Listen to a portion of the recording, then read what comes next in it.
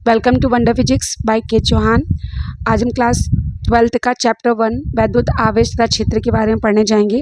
उसमें हमने एक न्यूमेरिकल लिखा हुआ है, इलेक्ट्रिक फ्लक्स पर डिपेंडेंट ये न्यूमेरिकल है।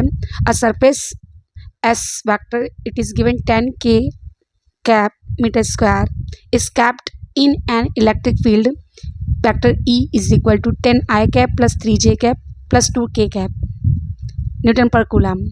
Calculate the electric flux linked with the surface. तो हमें एक सरफेस दिया हुआ है जिसका सरफेस एरिया हमें पता है, इलेक्ट्रिक फील्ड दी हुई है हमको, हमसे कह रहे हैं कि इलेक्ट्रिक फ्लक्स फाइंड करना है जो इस सरफेस से लिंक्ड है। तो सबसे पहले हम देख लेते हैं कि हमें दिया क्या क्या है। तो देखिए हमें सबसे पहले दिया हुआ है वेक्टर E, कितना दिया हुआ है 10 I cap plus 3 J cap plus 2 K cap. इसके अलावा हमें और क्या दिया हुआ है, सरफेस एरिया दिया हुआ है S vector 10 K cap metre square, ये मीटर स्क्वायर में है और ये न्यूटन पर कूलम में है। हमें क्या फाइंड करना है, हमें फाइंड करना है electric flux linked with this surface. ये जो सरफेस दिया हुआ है उससे लिंक्ड इलेक्ट्रिक फ्लक्स निकालना है।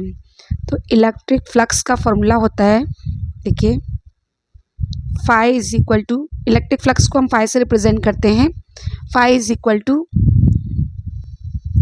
Vector E dot vector S।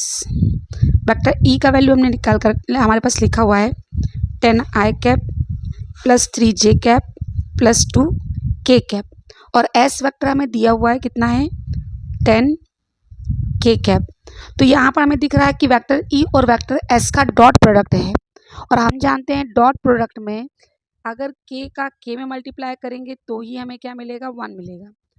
K का मल्टीप्लाई अगर हम I के साथ करेंगे या J के साथ करेंगे तो क्या होने वाला है, 0। मतलब जब 10 K का मल्टीप्लाई 10 I कैप में किया 0, 3 J कैप में किया 0, लेकिन 2 K कैप में किया तो 10 इंटू 2 20, और K कैप का K कैप में मल्टीप्लाई जब करते हैं तो आता है 1। तो ये आ गया 20। अब निकाल क्या रहे हैं, हम फ्लक्स निकाल रहे हैं, और फ्लक्स का जो यूनिट होता है वो होता है न्यूटन मीटर स्क्वायर पर कूलम। तो इस तरीके से हमने क्या किया, हमने जिस दिए हुए सरफेस की बात कर रहे थे उस सरफेस से जो इलेक्ट्रिक फ्लक्स है वह कितना लिंक्ड होता है हमने वह फाइंड कर लिया है।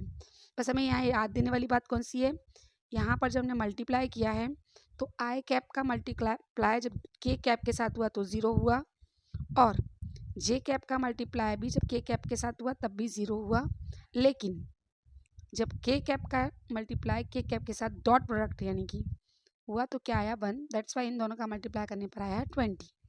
Right, is it clear?